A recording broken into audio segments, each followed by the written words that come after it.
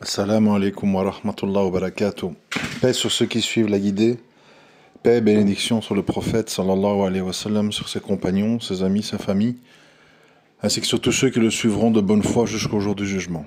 Bon, cet audio il s'adresse aux gens qui sont séduits ou qui pourraient être séduits par l'exposé que vient de faire Ismaël Mounir sur son parcours du salafisme au réformisme.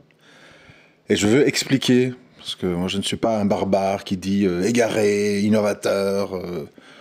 Non, je veux expliquer la profondeur de la raison pour laquelle je parle souvent de ce personnage et pour lequel je veux expliquer pourquoi en fait il ne faut pas le suivre. Parce qu'en apparence, je viens d'écouter, j'ai écouté toute la vidéo, toute l'interview, et on va dire, il y a beaucoup de choses dans lesquelles je me retrouve. Donc c'est encore plus dangereux parce qu'on peut dire, ah ben oui, il a raison, ah ben oui, il a raison. Le problème, c'est les leçons qu'il a tirées de tout ça. Alors, il faut essayer d'être attentif, je vais essayer de faire un développement plus ou moins concis pour expliquer pourquoi c'est pas une bonne source. Moi, je le suis dans tout le côté attention à l'orthodoxie aveugle, qui ne tient pas compte du contexte. Il faut tenir compte du contexte. Tout ça, on est d'accord. Il n'y a pas de souci avec ça. Le problème, c'est ce qui suit. C'est pas le constat. Oui, c'est vrai, c'est très difficile de vivre son islam en Europe.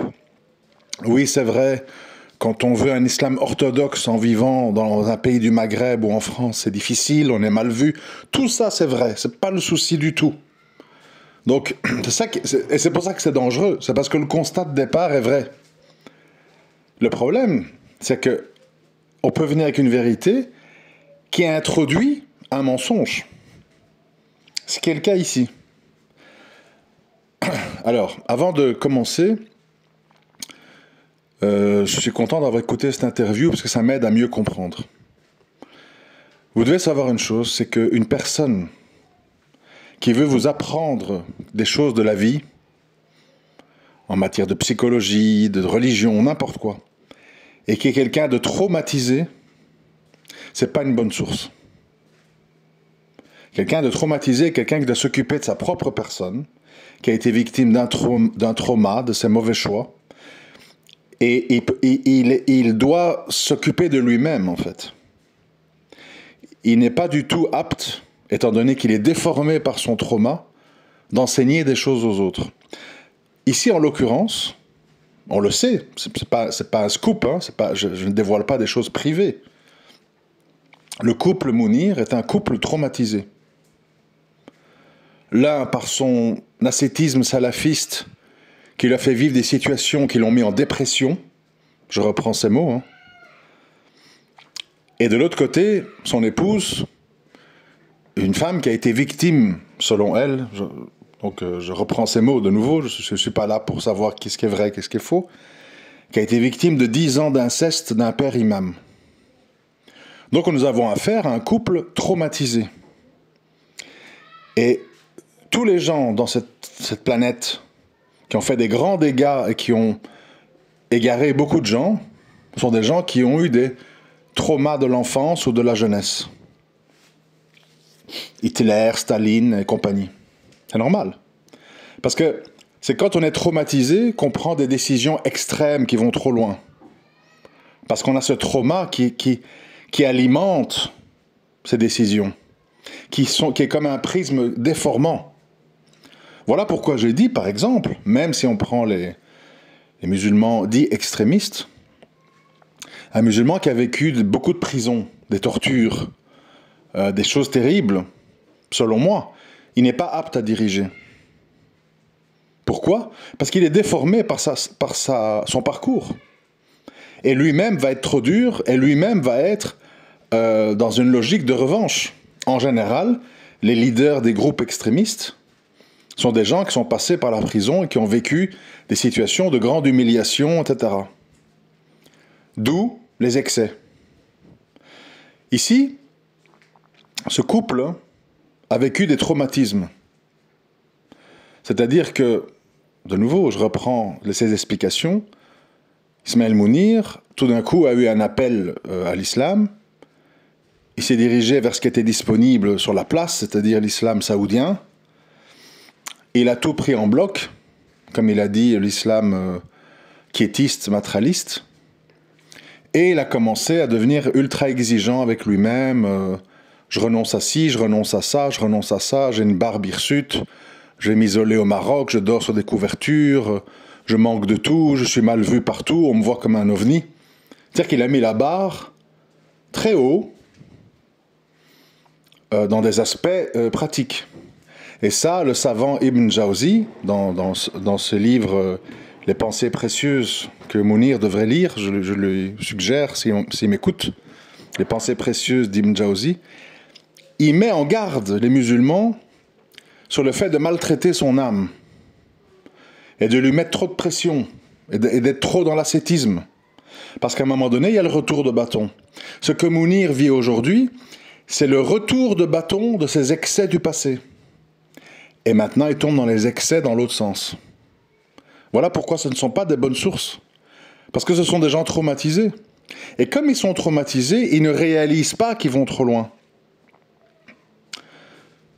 Quand Ismaël Mounir approuve que sa femme s'expose dévoilée au monde entier, il a l'impression d'être un grand révolutionnaire réformateur contre les méchants moyenâgeux salafistes, et qu'en fait, la vérité, maintenant, c'est lui.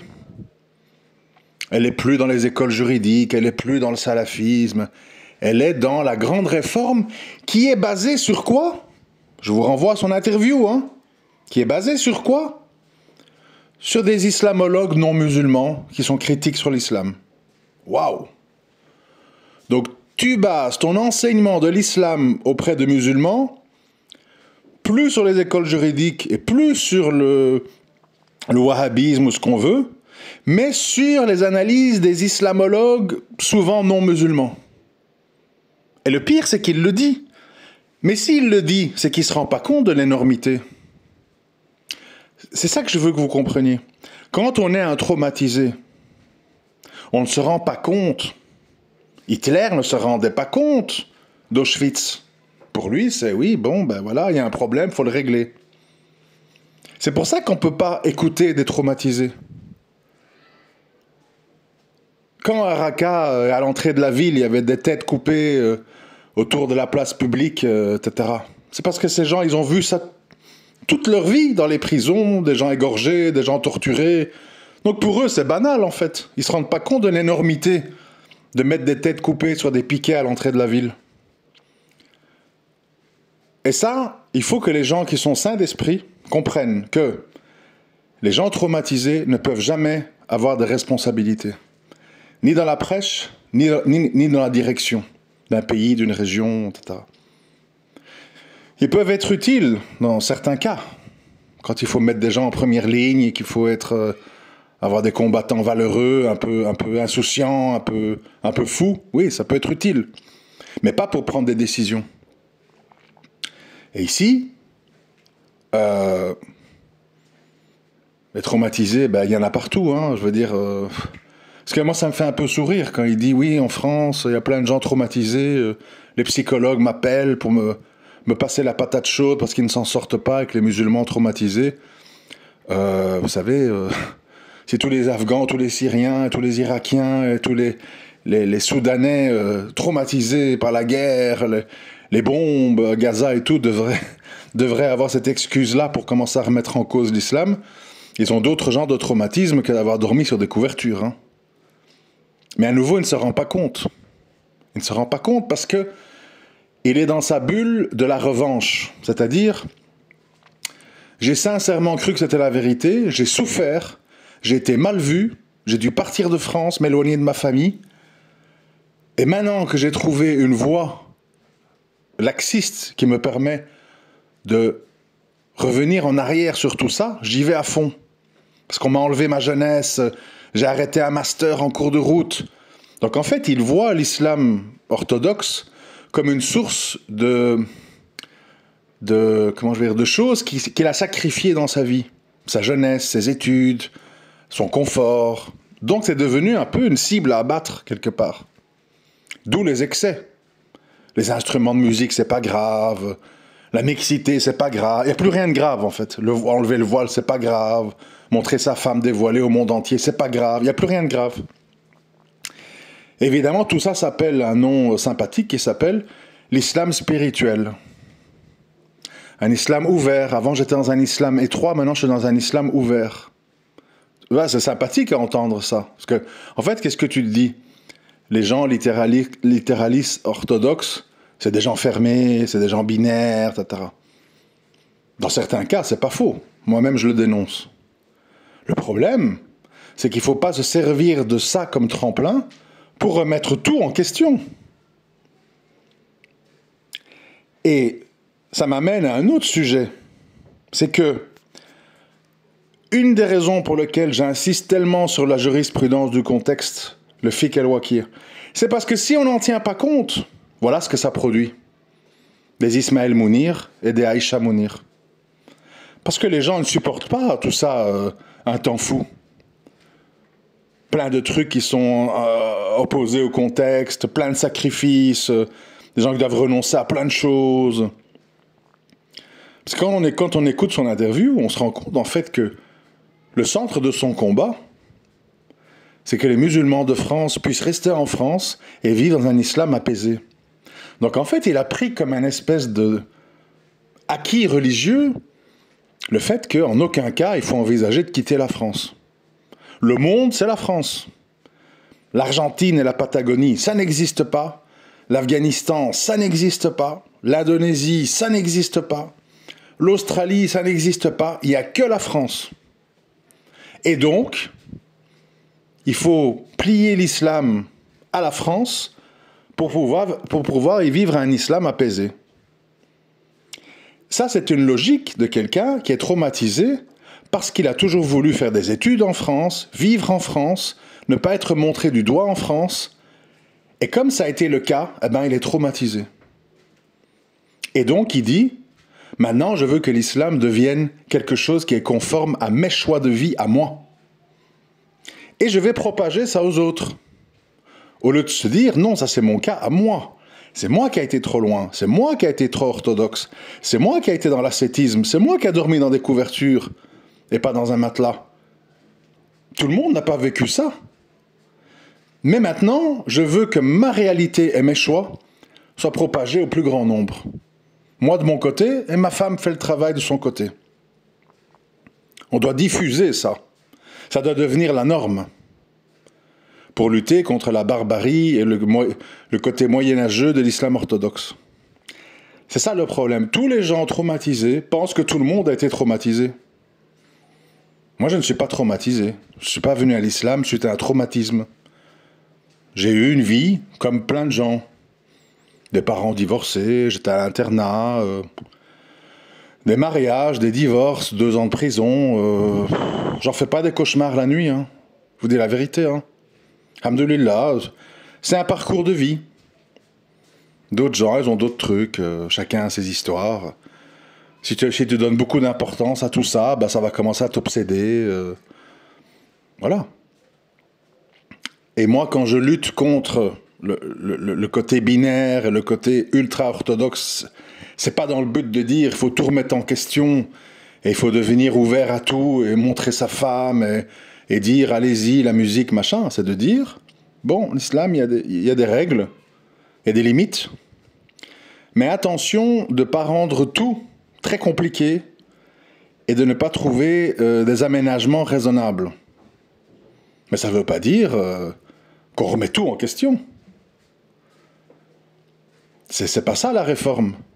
La réforme, c'est de rester fidèle aux sources de la vie majoritaire. Je veux dire, tout le monde sait, sauf d'être de mauvaise foi, tout le monde sait qu'il y a consensus sur la question de la barbe, sur la question du voile, sur la question de la musique. Les avis sont majoritairement, d'une manière quasi écrasante, dans un sens et pas dans le sens de Mounir. Mounir prend des avis isolés, de gens isolés. Et il en fait une référence. C'est pas honnête. Et ça, c'est le problème des gens traumatisés. Également dans le côté extrémiste. Hein.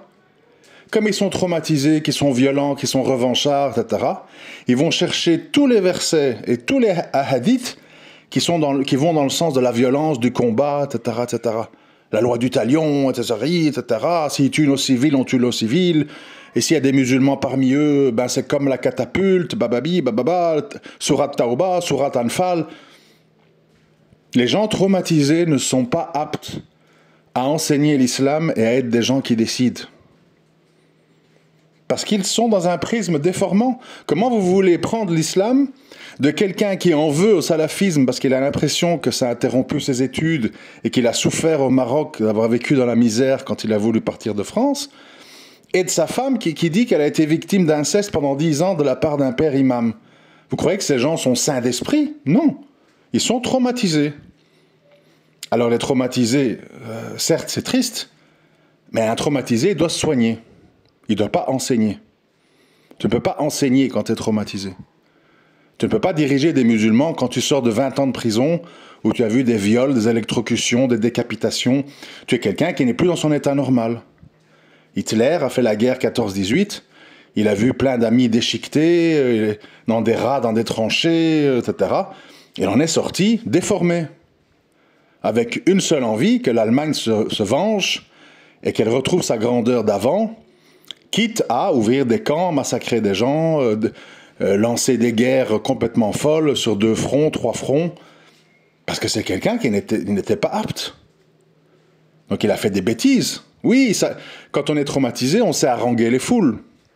Parce que comme on est écorché vif, on parle, on crie, et les gens sont impressionnés par les gens comme ça, écorchés vifs.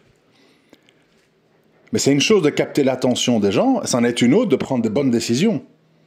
Ou d'être de bons conseils. Un traumatisé n'est pas de bons conseils. Et le problème du traumatisé, c'est qu'il veut emmener tout le monde avec lui, comme ça il ne se sent pas seul dans son traumatisme. Il dit, nous sommes tous là-dedans et nous devons tous nous en libérer. Mais il y a beaucoup de gens qui ne sont pas traumatisés. Même parmi ce qu'on appelle les salafis quiétistes, il y a beaucoup de gens qui ne sont pas traumatisés. Ils sont à Sharjah, là, à Dubaï, ils font des affaires, tranquilles. Ils sont là avec leurs histoires de pantalons à mi-cheville et compagnie. Bon, je ne suis pas d'accord avec tout, mais ils sont tranquilles. Ce serait faux de dire qu'ils sont tous traumatisés. C'est pas vrai. Il y en a qui assument leur choix et ils le vivent bien. Voilà. Donc maintenant, en fait, cette interview me permet de comprendre. Je comprends, en fait, que ce couple, qui est en fait normalement un couple qui devrait être en thérapie, au lieu d'être en thérapie, en fait, ils sont en propagande. Madame a son truc à Instagram, lui, maintenant, il développe sa chaîne YouTube, et ils veulent, en fait, pour se sentir bien dans leur choix, que tout le monde suive leur choix. Et on écoute de la musique, et la mixité, et on se dévoile, et j'invite Ménel pour dire que c'est pas si grave de ne plus lire le Coran, de ne plus se référer à l'islam, qu'on peut quand même être dans une spiritualité. Je veux diffuser mes états d'âme et mes tourments à tout le monde. Et comme je sais, c'est ça la perversion, et comme je sais qu'en France, il y a plein de gens qui sont mal, famille monoparentale, des gens qui ont été abusés par leur famille, parce qu'il y a plein de cirques, de trucs, et de menteurs et d'hypocrites, etc. Ben évidemment, il y a un cheptel énorme de gens prêts à écouter des traumatisés comme eux, qui vont dire « Mais c'est normal que vous êtes traumatisés, parce que ceci, parce que les coutumes, parce que les carcans, parce que les obligations, parce que les jugements des autres. Libérez-vous, venez vers les pensées non limitantes, trouvez de la force en vous. » C'est tous les mots qu'il utilise dans son interview, pour que les gens trouvent leur force intérieure. Ça ne veut rien dire. Mais ça parle aux gens qui souffrent. Et le problème des gens qui sont... Quand on parle par exemple de Daesh, ils attirent qui en fait? Ils attirent des gens qui ont le même profil que ceux qui sont là-dedans en fait. Parce que ça résonne en eux. Violence, intransigeance, jusqu'au boutisme, pensée suicidaire. Il y a des gens, ils aiment ça. Ils aiment ce côté, comme on dit dans le rap, hardcore. Moi, je veux du hardcore. Si c'est pas hardcore, ça me parle pas.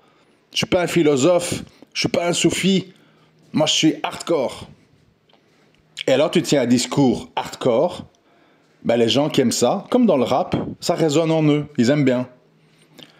Tu leur donnes une chanson comme ça un peu légère, oh, c'est quoi ce truc, c'est commercial, c'est pour les teubés, je suis pas un bobo, vas-y bouge. Et les gens ne se rendent pas compte qu'ils sont pas neutres. Les gens sont pas neutres. Les gens transportent. Si tu es un délinquant habitué au rap, à la violence, au règlement de compte, tu vas aller vers un islam où il y a tout ça, des règlements de compte, de la violence, des discours hardcore, parce que tu es façonné déjà dans ton enfance pour être sensible à ça. Et donc le problème qu'on a aujourd'hui, c'est ça l'issue de ce message, c'est qu'il faut que les gens se rendent compte qu'on ne bâtit pas une société saine sur la base de gens traumatisés. C'est pas avec Ismaël Mounir ou Daesh qu'on va produire une société équilibrée. C'est avec des gens qui respectent les limites, qui comprennent l'époque dans laquelle on vit, qui sont patients, méthodiques et stratégiques, qui ne choisissent pas la politique de la fin justifie les moyens. Des gens du juste milieu, en gros. Et les gens du juste milieu, c'est des gens équilibrés. C'est des gens calmes, c'est des gens sereins, c'est des gens posés.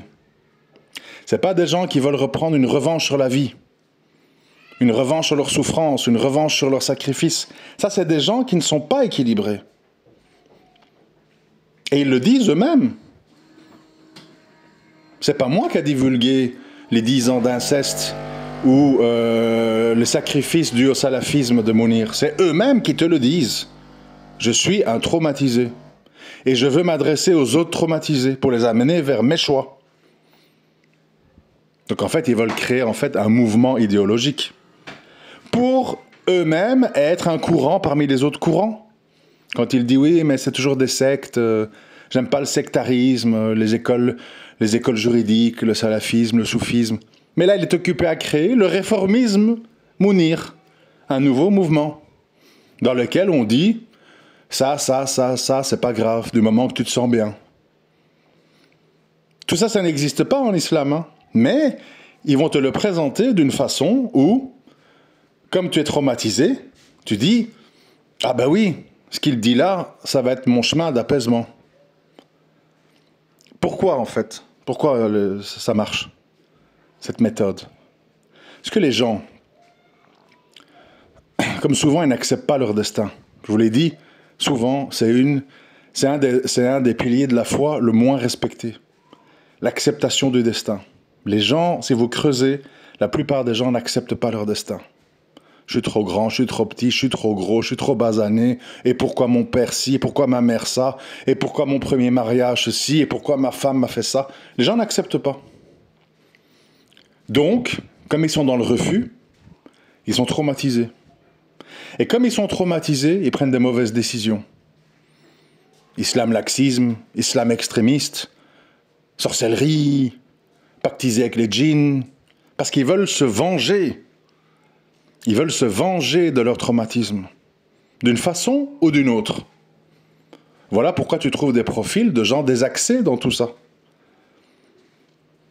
Et le problème, c'est que si les gens équilibrés laissent faire, l'islam est pris en otage par des réformistes ou par des extrémistes. Et nous, on est là, on assiste au spectacle. Mounir qui parle. Pendant que Mounir, regardez, pendant que Mounir il parle là, dans sa chaîne YouTube qu'il alimente maintenant à haute vitesse, il est où l'imam Boussena, le frère de sa femme? Il dit plus rien. Vous voyez? Donc le problème, si tu t'arrêtes et tu rentres dans le silence, il reste quoi à écouter aux gens? Mais il reste ça en fait. C'est par défaut. Si personne parle des problèmes, de la réalité des gens, qui vont écouter? Ceux qui osent en parler à leur façon. Comme je l'ai souvent dit, s'il y a des gens qui écoutent mes audios, alors que je n'ai pas de statut juridique ou je ne sais quoi, c'est parce qu'il y a un vide. Que pour certaines personnes, je remplis. Eh bien, Mounir et sa femme, qui publient beaucoup, ils remplissent un vide. Et pendant ce temps-là, les gens du juste milieu, moi je ne les vois pas ouvrir des chaînes YouTube, prêcher, expliquer, je ne les vois pas. Ils font des tweets, ils font des trucs, ils font des petits spaces à 20. C'est ça le problème. Si vous voulez, ces gens, tous les spécialistes, par exemple du djihad, ils expliquent la même chose. Quand on parle... moi, je vous invite à... Je ne sais pas ce qu'il faut taper sur... peut-être je peux la retrouver, la mettre en dessous en commentaire. Récemment, il y a eu une vidéo du juge Trevidic, français, où il explique très bien, en fait. C'est magnifique, hein, franchement. Interview, vraiment à écouter. Hein. Il explique très bien, il dit la différence entre les premiers djihadistes affiliés à Al-Qaïda et puis ceux qui sont passés dans son bureau après, affiliés à Daesh. Il dit ça n'a rien à voir. Les gens d'Al-Qaïda, ils assumaient, ils avaient une conviction, ils avaient une structure idéologique, ils avaient des convictions, ils avaient des connaissances qu'on ne partage pas mais qu'on peut comprendre. Ils avaient une certaine forme de respect, ils n'étaient pas dans les invectives, ils disaient juste je fais ce que j'ai à faire, etc., etc. Il dit maintenant, les gens qu'on a de Daesh sont des jeunes écervelés qui n'ont pas de connaissances, qui agissent par pure émotivité, qui sont juste à dire mécréants, machin, vengeance, ils n'ont pas de charpente. Et le problème aujourd'hui, c'est que les gens qui sont mis en avant, ce sont des gens qui n'ont pas de charpente et qui sont détraumatisés. Parce que ex-délinquants, parce que ex-braqueurs, parce que ex-traumatisés de l'inceste, parce que ex-traumatisés du salafisme quiétiste. Il faut savoir, quand on n'intègre pas l'aspect jurisprudence du contexte, et qu'on dit aux gens, comme je le dis souvent, haram, haram, haram, haram, haram, mais reste en France, mais tu peux pas y rester, mais si tu viens, ben, il faut de l'argent, comme t'as pas d'argent, bon, tu mets les gens en fait dans une impasse. Voilà pourquoi je dis que c'est aussi un problème, le salafisme quiétiste, parce que ça agite les gens sans donner de solution. Sans donner de solution.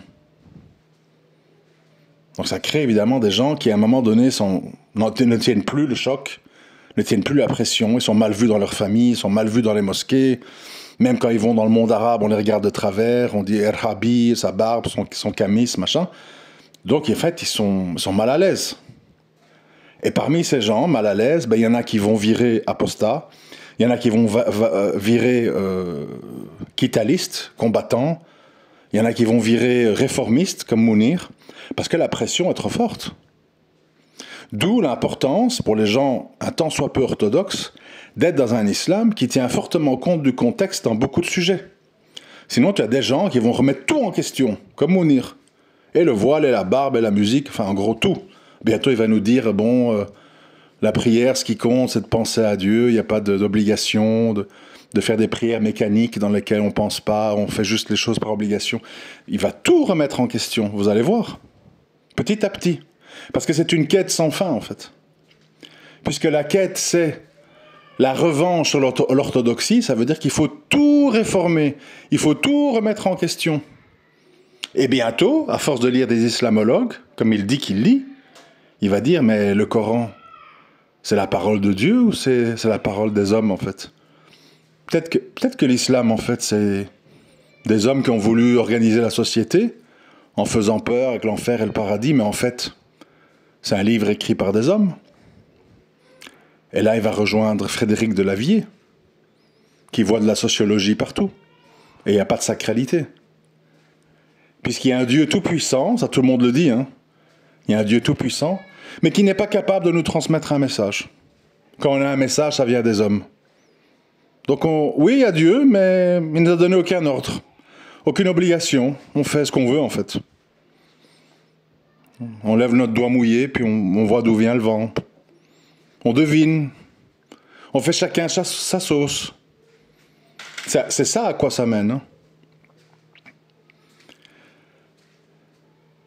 Donc moi, je voudrais en conclusion que les gens qui sont séduits par ce côté moderne, sympathique, souriant, barbe courte, friendly, etc., ne s'y trompent pas. Dans le fond, ce couple, je parle de ce couple parce qu'ils se mettent beaucoup en avant, ils ne sont pas les seuls. Ce couple, en fait, c'est un couple de traumatisés. Et ils se sont mis ensemble pour ça, sans doute, parce qu'ils ont des traumas. Et leurs traumas, pour les surpasser, ils ont choisi la voie de la liberté. Sans en assumer et de dire, je m'affranchis de l'islam et de ses règles, et je deviens un humaniste, je deviens un coach en développement personnel. Je ne suis plus dans la religion. Au moins, Menel, elle a eu ce courage. Ah, je ne veux plus ouvrir le Coran. Quand je l'ouvre, j'ai peur d'y lire des choses qui vont être trop dures. Moi, j'aime la douceur. Voilà, on a compris. Ici, non. Non, on est des musulmans, mais réformistes. Et alors, les gens qui ont leur profil, leur passé qui ressemble, victimes d'abus, victimes d'excès, victimes des salafistes rigoristes, etc., eh ben, en fait, ils disent, ah ben voilà, ça me parle ce qu'il dit, ça me parle. Et ils vont les rejoindre. Qui est responsable? Les musulmans de science qui ne tiennent pas compte du contexte et qui mettent les gens dans des impasses. Ça produit ce genre d'individus. Bien sûr, les hypocrites qui prennent un masque de piété et puis derrière ils font des saletés. Et au final, parce qu'on a chacun notre libre arbitre, les gens qui choisissent le mensonge, le laxisme pour plaire au plus grand nombre, pour faire contrepoids à ceux qui nous ont traumatisés quand on était jeunes. Tout ça, c'est pas sain. C'est des pathologies, en fait. Et le problème, c'est que ça n'a pas l'air. Vous savez, il y a beaucoup de gens qui sont fous, ou qui sont désaxés, ou qui sont bipolaires, ou qui sont borderline, et ils sont en société en toute liberté. Hein. Vous croyez que tous les fous sont à l'asile? C'est pas vrai. Hein. T'as plein de fous qui cachent leur jeu. T'as plein de sociopathes, de psychopathes qui ont l'air normaux. Mais ils sont là autour de vous. Hein. Et le problème, c'est quand ils deviennent actifs. C'est-à-dire qu'ils parlent, ils écrivent, font des conférences, font des meetings, où ils commencent à tuer, où ils commencent à avoir des armes en main. Imaginez-vous un sociopathe ou un psychopathe à qui on donne une Kalachnikov et qui hurle « La ilaha illallah » avec de longs cheveux sur un pick-up. Et c'est un psychopathe, c'est un sociopathe. C'est dangereux, hein. On rigole plus, là. C'est plus des insultes dans l'espace. C'est des balles qui sifflent. Pour un oui et pour un non. Donc, à un moment donné, il faut dire aux gens que quelqu'un qui sort dans la rue, qui dit Allahu Akbar et qui donne des coups de couteau à une vieille dame qui promène son chien, c'est pas quelqu'un qui est mobilisé par l'islam, c'est quelqu'un qui a des troubles psychologiques. Et il y en a beaucoup. Certains, ça se manifeste par la violence, d'autres par le rejet de toute orthodoxie, d'autres par des innovations, d'autres par des phobies. Vous allez remarquer, bien souvent, les musulmans qui s'expriment, on voit en fait que c'est en réaction à des choses qu'ils ont vécues. Ils ont été chassés des mosquées, ou ils ont eu leurs associations bousillées par des autres qui étaient jaloux. Et alors le but de leur vie, c'est les dénoncer. Bon. Quelqu'un qui enseigne l'islam, quelqu'un qui prend la responsabilité d'enseigner l'islam, ça doit être quelqu'un qui fait abstraction de son vécu personnel et qui se met dans une position d'humilité par rapport aux sources et qui fait passer la vérité avant ses traumas. D'où je vous ai dit que tu peux faire des péchés, on en fait tous, mais tu ne peux pas les légitimer. Comprenez? C'est une chose que chez vous, vous écoutez de la musique ou dans votre voiture, c'en est une autre de prendre la parole en public et de dire c'est pas grave d'écouter de la musique. C'est pas la même chose. Tu prends une responsabilité, tu propages, tu légitimes quelque chose. Donc c'est pas anodin, c'est pas un péché personnel. Ça prend une autre dimension.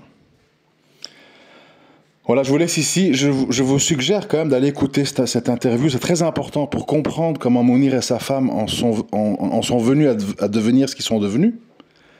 Et ça explique très bien, en fait, que c'est pas un parcours intellectuel, c'est une revanche sur un traumatisme. D'avoir dû quitter la France, d'avoir souffert, d'avoir vécu dans la misère au Maroc. Il y a une revanche, d'avoir arrêté ses études pendant un master. C'est ça, en fait, qui le mobilise. Si ça ne concernait que lui, bon, mais le problème, c'est qu'il veut propager ça. Et il veut faire croire que ceux qui ne sont pas d'accord avec lui, ce sont des haineux, ce sont des moyenâgeux, ce sont des orthodoxes, des gens qui n'ont rien compris, parce qu'à nouveau, Shaitan embellit. Shaitan te fait croire que tu as tout compris, Shaitan te fait croire que tu es la voix de la raison, sur des sujets où il y a consensus, vous voyez ? C'est pas des choses qui se discutent, comme l'histoire des chiens. Et ça se discute, oui mais non, les malikites disent qu'il n'est pas impur, oui mais tu peux en avoir un s'il vit pas à l'intérieur de chez toi, bon, on peut discuter là-dessus, vous voyez ? Mais là, il est occupé à parler de choses où il y a des consensus en tout cas. Musique, voile, barbe et compagnie.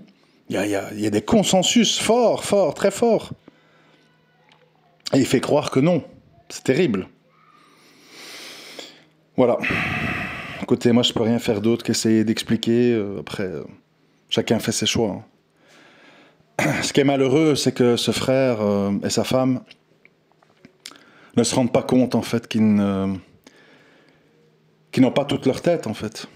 Qui sont modelés par des coachs en développement personnel, par des islamologues athées. Et ils mélangent tout, en fait. Ils mélangent tout. Tout ça par traumatisme. C'est triste. Et ce qui est non seulement triste, mais dangereux, c'est qu'ils veulent propager ça aux autres. Et là, c'est encore autre chose. Assalamu alaikum wa rahmatullahi wa barakatuh.